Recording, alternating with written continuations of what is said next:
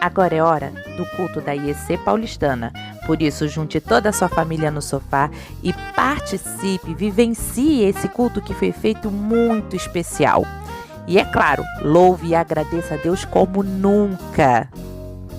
Caso queira ofertar, as instruções estão na descrição do vídeo. Agora a novidade também é poder ofertar através do Pix, que é o CNPJ da nossa igreja. Confira lá na descrição. Esse momento é especial, então se desligue de tudo e se ligue em Deus. E não se esqueça, aproveite o culto como se você estivesse lá na nossa igreja. Um beijão e bom culto!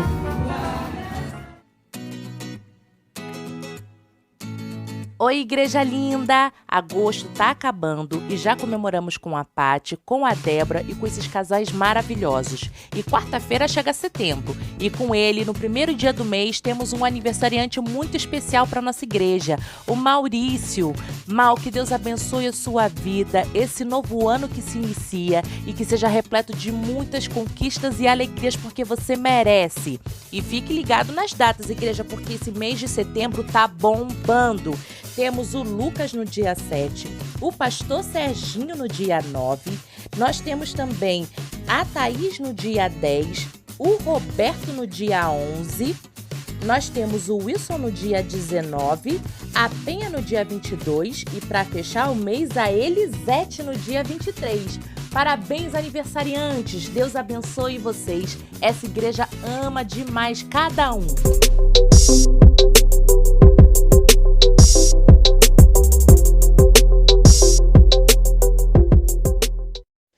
Paz e graça, Igreja Paulistana, Deus abençoe a todos.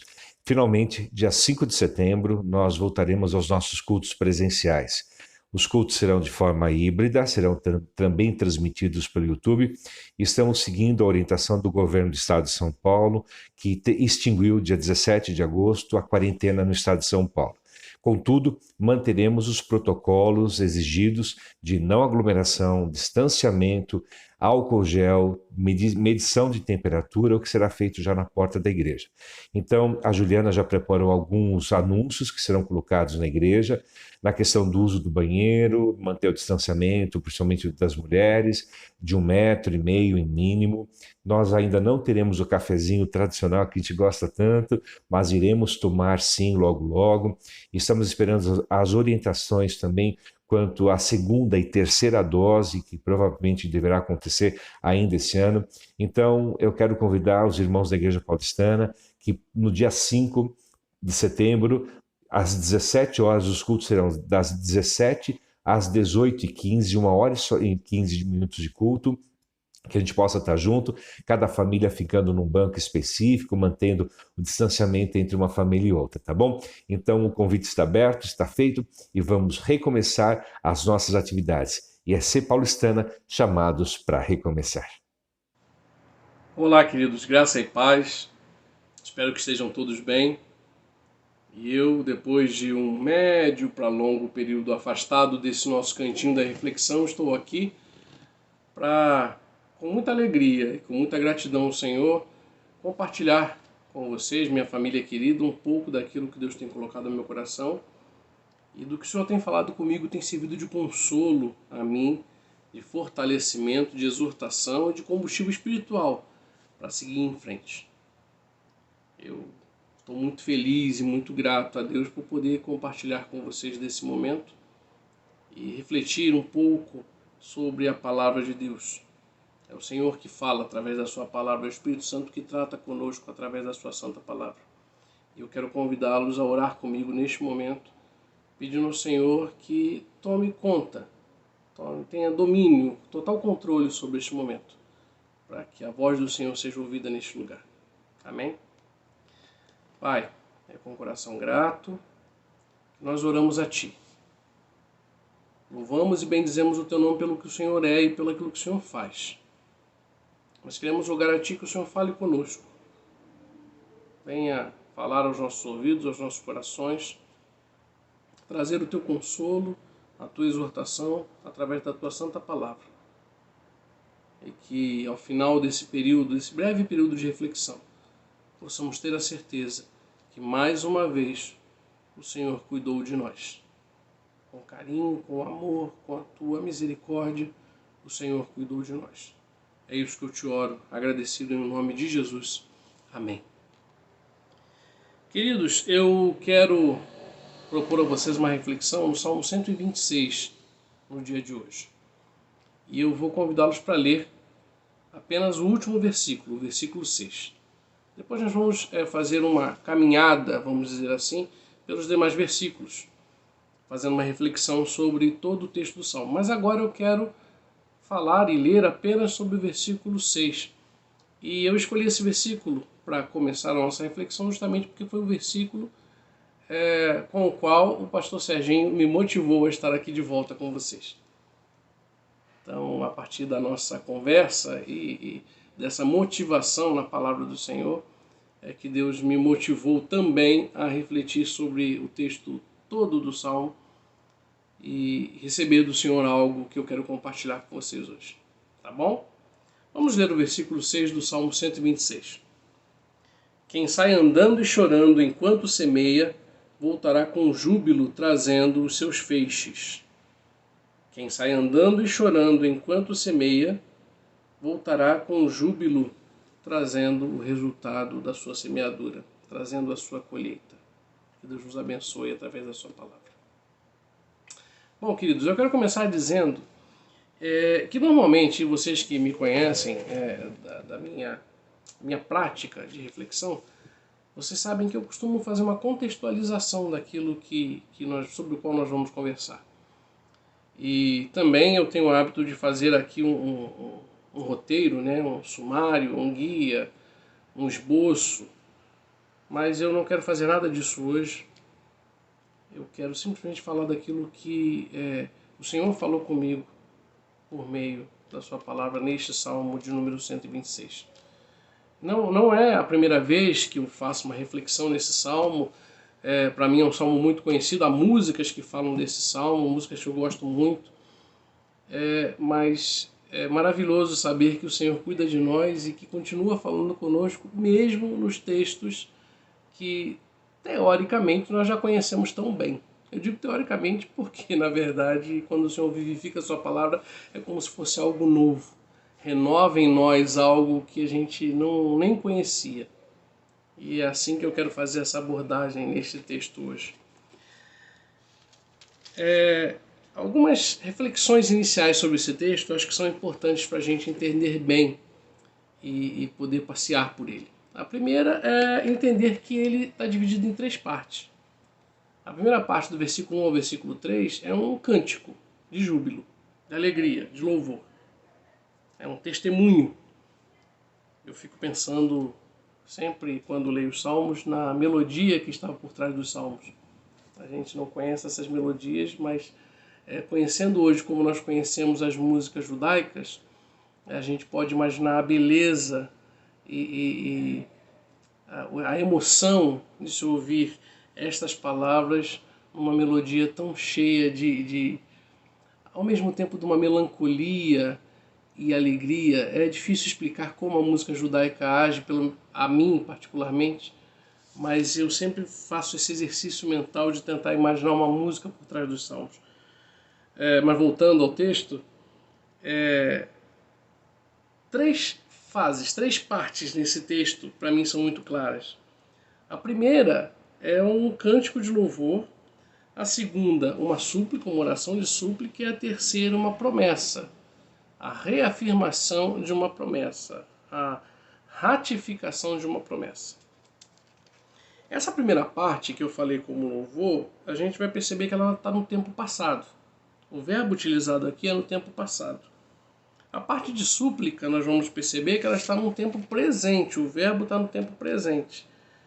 E a promessa, a reafirmação da promessa, traz a ideia justamente do tempo futuro. Vocês vão perceber isso de forma clara. Confesso a vocês que às vezes as coisas são novas para mim, parecem novas para mim quando leio. E essa foi uma das coisas que me pareceu totalmente novas nesse texto. O primeiro versículo diz assim: quando o Senhor restaurou a nossa sorte, ou a sorte de Sião, ficamos como quem sonha. Se eu pudesse dar um título para essa primeira parte, eu usaria exatamente esta expressão: ficamos como quem sonha. Porque a ideia aqui é exatamente essa. E vocês vão perceber que duas coisas aqui soam imediatamente. A primeira, para mim, é a ideia de que aqui a pessoa é no primeiro do plural, na primeira pessoa do plural. Ou seja, não está falando da experiência de um indivíduo, mas de um povo, de uma comunidade. Porque ele fala ficamos, somos nós ficamos. E a segunda coisa é o verbo restaurar, que aqui está empregado no tempo passado, quando o Senhor restaurou a nossa sorte. Isso, como eu falei, indica que alguma coisa aconteceu no passado. E essa coisa que aconteceu é tão maravilhosa, mas tão maravilhosa, tão inacreditável, tão talvez inesperada, que nós ficamos como quem sonha. Essa figura, essa expressão ficamos como quem sonha, nos remete a algo tipo, caramba, não dá nem para acreditar que isso realmente aconteceu. É como um sonho.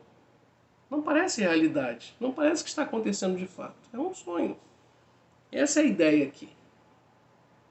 Embora retrate aqui um momento passado de muito júbilo, de muita alegria, ao ponto de que no versículo 2 ele diz assim: então a nossa boca se encheu de riso e a nossa língua de júbilo. Então entre as nações se dizia: grandes coisas o Senhor tem feito por eles. Com efeito, grandes coisas fez o Senhor por nós e por isso estamos alegres. Vocês percebem que uma narrativa de muito júbilo, de muita alegria. Mas por incrível que pareça, isso aqui me mostra que para ter havido restauração, é porque alguma coisa havia se quebrado. Não é verdade? O que precisa de restauração, eu pergunto a vocês hoje? O que está bom ou o que está ruim? O que se quebrou ou o que está perfeito? Aquilo que enguiçou, parou de funcionar ou o que está funcionando? O que precisa de restauração? Para ter havido uma restauração, é porque houve algo muito sério, muito grave que aconteceu no momento anterior. Por isso eles estavam como quem sonham. Por isso eles não estavam nem acreditando no que estava acontecendo.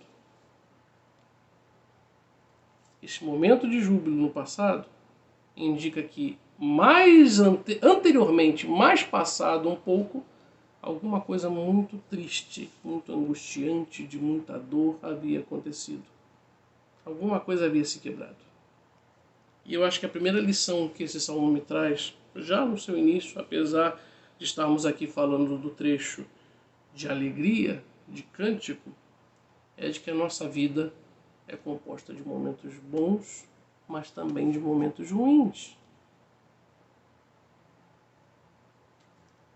Esse ciclo constante, esse fluxo constante de momentos e de tempos de dificuldade e de júbilo, de tristeza e de alegria, mostra quanto humano nós somos. Faz parte da nossa humanidade. Passamos por momentos assim. Se eu pudesse ter como a gente diz por aí, um tete-a-tete com vocês agora, né? Conversar individualmente com cada um de vocês que estão me ouvindo agora, vendo e ouvindo agora, e perguntasse assim: diz aí para mim um momento de muita dificuldade que você tenha vivido e também um momento de muita alegria no Senhor, uma restauração que você tenha experimentado. Eu acredito que todos aqui seríamos, todos, eu, você, todos nós seríamos capazes de relatar com exatidão e com propriedade momentos assim, porque é a nossa vida, é a nossa caminhada, é a nossa jornada. Sim, somos peregrinos em terra estranha, somos caminhantes no deserto em direção a Canaã celestial. O que havemos de ser ainda não somos. Esta é a nossa realidade. Essa é a realidade desse povo, o nós desse povo, que poderíamos ser nós hoje, nós, Igreja Paulistana, nós, eu e você que estamos aqui conversando. Essa realidade aqui é a realidade do ser humano. Dura, mas também repleta de momentos de júbilo e de alegria. Mas como eu falei, esse primeiro cântico aqui está apontando para um tempo passado. Porque no versículo 4 é que ele fala do tempo presente. O verbo restaurou agora não é mais restaurou, agora é restaura. É uma súplica ao Senhor no tempo presente. Restaura, Senhor, a nossa sorte. Provavelmente neste momento, ou no momento em que o salmo foi composto, que esse cântico foi composto, a realidade já não era a mesma do momento anterior, de alegria, de júbilo. Eles precisavam que o Senhor viesse e restaurasse a sorte novamente. E eu acho linda a figura de linguagem que eles utilizam aqui, poética. Restaura a nossa sorte como as torrentes do Negueb, ou no Negueb. O Negueb, para quem não sabe, é uma região desértica da Palestina. Se não me engano, é o sul da Palestina. Uma região muito baixa, desértica e muito feia.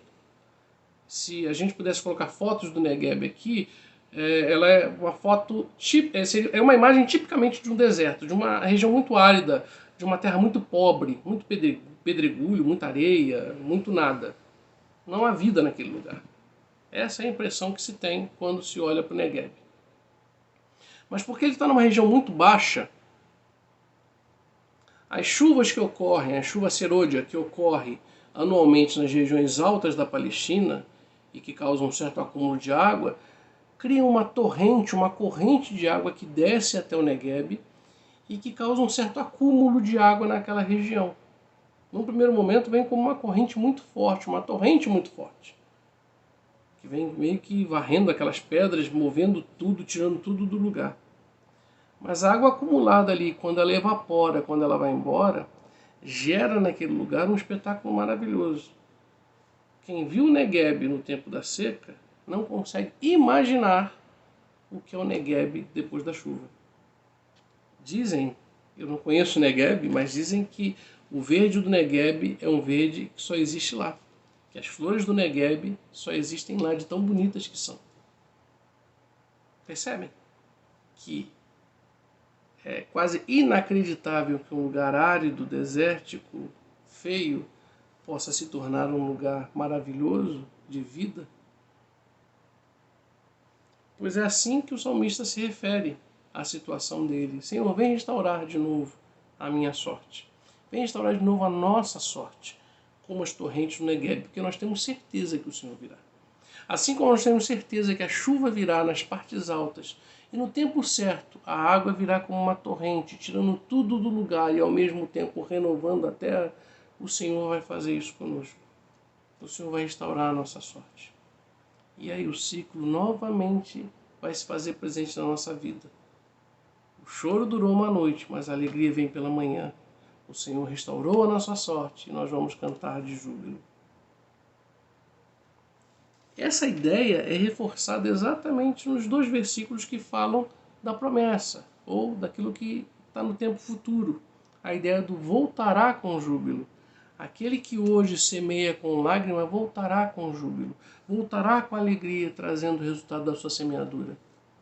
Ainda que com dor, ainda que com dificuldade, ainda que com suor, com lágrimas, a sua semeadura não é vã, porque ela trará como resultado momentos de alegria. Aqueles que no Senhor semeiam, ainda que com lágrimas, colherão com alegria. Nós vivemos momentos difíceis, não é verdade? Nosso presente, pelo menos no último ano e meio, tem sido de uma dificuldade coletiva. Não é mais a minha história pessoal, é a nossa história. A história da humanidade, a história do nosso país, a história da nossa cidade. Há cerca de um ano e meio nós fomos surpreendidos por algo que nós não conhecíamos. Talvez os nossos antepassados conhecessem, mas nós não. E tudo isso tem causado muita incerteza, muita insegurança. Apesar de hoje nós vivermos um momento mais otimista quanto à evolução dos fatos, é certo que em nós, nas nossas conversas, nos noticiários, tem sempre uma certa apreensão quanto ao futuro. Será que vai dar certo? Será que essas aberturas, que esses movimentos não vão fazer tudo regredir? E aí o ciclo se forma novamente? O que eu tenho aprendido, o que precisamos aprender no Senhor, através da palavra do Senhor, é que tudo que está quebrado, o Senhor pode restaurar. Aquilo que aparentemente não tem solução, o Senhor tem uma solução melhor que a nossa, ao ponto de fazer com que fiquemos como quem sonha. Se no primeiro momento a minha palavra pode ser encarada como uma palavra negativa, principalmente em relação a uma certa pregação triunfalista, né? Eu ouvi outro de uma expressão que eu gostei muito, né? A ideia da teologia da Xuxa, que está num livro de um teólogo, e ele fala da teologia da Xuxa a partir de uma música da Xuxa que diz assim, que eu não conheço particularmente, mas ele cita no livro dizendo assim, tudo que eu quiser, o cara lá de cima vai me dar. Isso é uma teologia triunfalista, né? A ideia de que Deus é um grande garçom que atende todos os meus desejos na hora que eu preciso, na hora que eu peço. E não é verdade. Há tempos de dor, há tempos de lágrimas, há tempos de incertezas, como há tempos, a palavra de Deus nos diz isso, como há tempos de júbilo, de alegria. O Salmo 126 fala sobre isso. Mas eu quero encerrar essa reflexão tratando de 4 pontos que me chamaram muito a atenção no Salmo 126. O primeiro ponto é a ideia que sim, nós vivemos esse ciclo constante. Isso vai ter um fim, nós cremos. Quando estivermos na glória com o Senhor, gozando da eternidade que nos é garantida pelo Senhor, toda dor, toda tristeza, todo medo será colocado para fora. Mas enquanto estamos aqui, nós vivemos esta realidade. E essa realidade, de certa forma, ela nos prepara para aquilo que vamos ser. É através das dificuldades, das intempéries que conhecemos o Senhor e nos fortalecemos nele. Eu lembro que Jó, já no final do seu livro, quando o Senhor restaurou a sua sorte, Jó, que era um homem temente a Deus, Jó, que era assunto aos céus, assunto nos céus, né? Falar de assunto aos céus é outra coisa. Que era assunto nos céus, ou seja, era motivo de papo no céu. Esse Jó, reconhecido por Deus pela sua fidelidade ao Senhor, diz no final do seu livro, depois de tudo, que ele conhecia o Senhor de ouvir falar. As experiências, por mais difíceis, elas no Senhor nos fortalecem, para que conheçamos e prossigamos em conhecer o Senhor. Essa é a nossa realidade. O segundo ponto que eu queria ressaltar é que, sim, essa é a nossa realidade, mas nós temos quem nos restaure. É o Senhor. Esse é o segundo ponto. Essa realidade pode ser difícil, o nosso momento pode ser complicado, mas nós temos quem nos restaure. Não existe rachado, não existe defeito que ele não possa consertar. Segundo ponto. E o terceiro ponto, que me chama a atenção nessa reflexão, é que nós podemos perder até a alegria momentaneamente, perder a motivação para cantar. Nem sempre o que Abacuque fala a gente vai conseguir colocar em prática, né? Ainda que a figueira não floresça, ainda que nada dê certo, eu me alegrarei no Senhor. A gente sabe que há dias que são difíceis. Deste lugar que eu estou falando aqui com vocês, desse cantinho aqui que eu separei para ter esse momento com vocês, nesses últimos dias eu tenho orado e chorado muitas vezes. Tenho me derramado diante do Senhor várias vezes nesses tempos difíceis. É neste lugar aqui. Às vezes nós buscamos razões para sorrir e às vezes não encontramos. Mas nós cremos que nós temos um Deus que nos restaura. Nós cremos que nós temos um Deus que faz diferença na nossa vida. E eu acho que isso nos leva ao terceiro ponto. Nós podemos perder sim, como eu estava falando, levar ao terceiro ponto que eu estava falando, nós podemos sim perder as razões daquele sorriso bonito. Mas a fé nós não podemos perder. A certeza de que o nosso Deus virá, nós não podemos perder. Vou falar de novo de Jó. O que Jó diz? Eu sei que o meu Redentor vive. Eu sei que ele virá. Nossa vida é de ciclos. Nossa vida também é de momentos difíceis. Nós temos um Deus que nos ampara e nos restaura. E nós não podemos perder isso de vista, a nossa fé. É que Deus faz isso. E tudo isso me leva ao quarto ponto, com o qual eu quero encerrar. É preciso testemunhar. É preciso declarar. É preciso mostrar para quem nos cerca, vizinhos, amigos, familiares, que sim, nós estamos no mesmo barco que eles, sofrendo as mesmas intempéries que eles. Mas grandes coisas o Senhor tem feito por nós. De tal forma que esse testemunho impacta tanto a vida deles, que eles possam também dizer, com efeito, é verdade, grandes coisas o Senhor fez por eles. Grandes coisas. O Senhor faz, o Senhor fez, o Senhor faz e vai continuar fazendo. Podemos sim, com muita dificuldade, caminhar. Gosto da ideia de semeadura, né, que o salmista coloca aqui, porque era parte do cotidiano deles. Numa região agrícola, né, onde a agricultura e a pecuária é uma base, né, da subsistência, usar a figura da semeadura como exemplo é uma coisa muito comum. Talvez nós não usássemos assim hoje, essa figura hoje. Mas para o salmista aqui era muito apropriado usar essa expressão. Viver a vida cotidianamente, seguir em frente, semeando, plantando, jogando a semente. A gente pode até não ter certeza se a terra vai absorver bem a semente, se a chuva virá. A gente pode ter essas dúvidas, né? São humanas, mas a chuva virá. E como a torrente do Negueb vai fazer tudo brotar e florescer novamente. Essa tem sido a palavra que o Senhor tem trazido para mim. Eu espero que eu possa ter sido claro para você hoje. E que juntos, como igreja, nós possamos refletir nesse sentido, ou caminhar nesse sentido. De aceitar, sim, as nossas dores, as nossas dificuldades, mas confiar no Senhor. Saber que o nosso choro dura uma noite, mas a alegria vem pela manhã. E quando o sol raiar, né, Cíntia? Quando o sol raiar, o Senhor virá e restaurará a nossa sorte. Então os nossos lábios se encherão de riso, nossa boca se encherá de riso, os nossos lábios de louvor. E vamos dizer, sim, grandes coisas o Senhor fez por nós. Amém?